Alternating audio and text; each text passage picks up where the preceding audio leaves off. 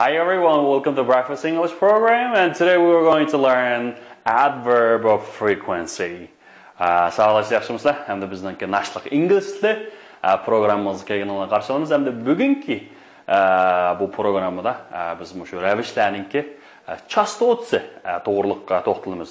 Chunki hamda biz ingliz tilimizdan nurg'un shu ravishlarni tushunamiz.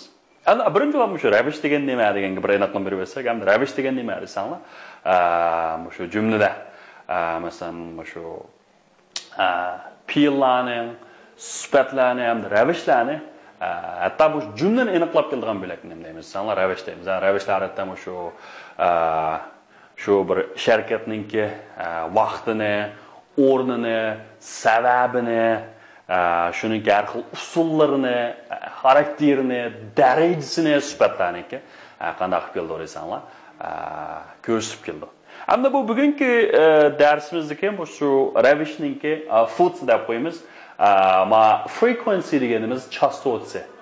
Demakki hamda belgilik vaqtda shu yuz berish qatim soni degan gapchi. Qatim soni degan gap. Aslida qarab baqsak, buningda always, usually, normally, generally deb nurg'un bor. Hamda bu yerga masalan always deganimiz nima desanglar, buning chastotasi 100%. Bu degan gap hamda masalan bir hafta 7 kun bo'lgan bo'lsa, masalan I always study after class. Okay, men doim darsdan keyin qanday qilaman, o'rganish qilaman. Bu demakchi 7 kun dars bo'lgan bo'lsa, 7 kun darsdan keyin qanday qilganligi, o'rganish qilganligi. Demak ham davomli hamisha degan gap, men hamisha darsdan keyin qanday qilmayman desanglar, o'rganish qilaman. I always study after class. What about usually? Now, usually ning odatda yuz berish imkoniyati 90%. Demakchi hamda 7 kun bo'lsa 6 kun odatda. Ko'p nima desanglar, odatda. I usually walk to work. Men odatda qanday qilmayman desanglar, xizmatga menib boraman. Hamda tasaddibiy naganda ba'zida qanday qilish mumkin, mashinada o'tirib qolish mumkin degan gap. I usually walk to work. Men odatda qanday qilmayman, xizmatga menib boraman. What about normally or generally? Bu normally shu normal ahvolda yoki odatda buningki 80%. Usually bilan cho'ng farqlanib ketmaydi. I normally get good mark. Men odatda ahvolda, men odatda qanday qilaman? Imtihondan yaxshi nomer olaman. Get good mark, right? What about often and frequently? Often and frequently bu nima desanglar? Ko'pincha vaqtlarda.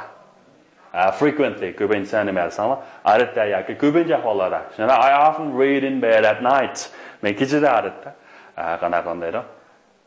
Karvat yetib turib kitob ko'rmaydi. In bed yetib turma. Okay, what about sometimes, ba'zida? Okay. Buning ham ehtimollik qanday desanglar? 50%. Okay. I sometimes sang in the shower. Okay, shower degan bunda ustidan tushgan muncha tushib, men ba'zida shu munchada juyinayotgan vaqtimda nima deymiz? Sang naqsh aytdim deydi. And occasionally desanglar, andamunda. Occasionally go to bed late. Men andamunda qanday qilaman?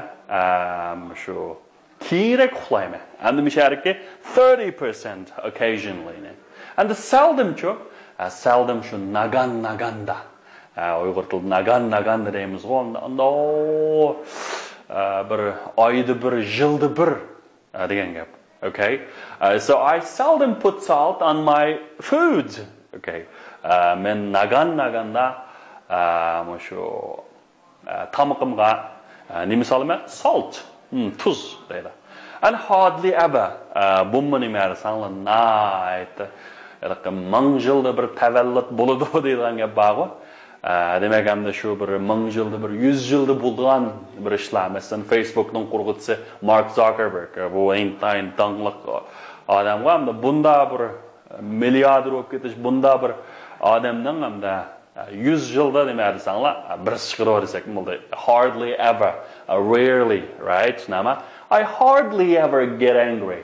Chiqib men aytam shu umrimda 5 barmoqdan sanag'idek qanday desanglar, achchig'lanaman. Demakchi, ehtimollik 5% da hamda 100 kun bo'lgan bo'lsa, shuning ichida faqat 5 kun qanday bo'lgan. Shuningdek endi achchiqlangan gap. Endi never bo'lsa, azaldan bunday ish qilmaydi. Never. Yana vegetarians never eat meat. Vegetarians degan hamda shu go'sht yemaydiganlar. Shu sayko'k tatlamaydiganlar. Qanday desanlar, azaldan qanday qilmaydi? Go'sht yemaydi. Ammo buning qurilmasi qanday desanlar, birinchi subject egisi adverb undan peel. Masalan, Daniel always passes his exams. Always nari keldi desanlar, shu peelning oldiga kelib qana qildi, aniqlab keldi. Qanday? Doim, hamisha. You know, he's always happy. Yago masalan adverb. Yana o'xshashlam demaysanlar.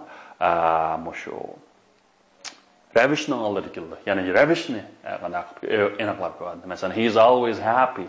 O hamisha qanday desanlar? Xushal.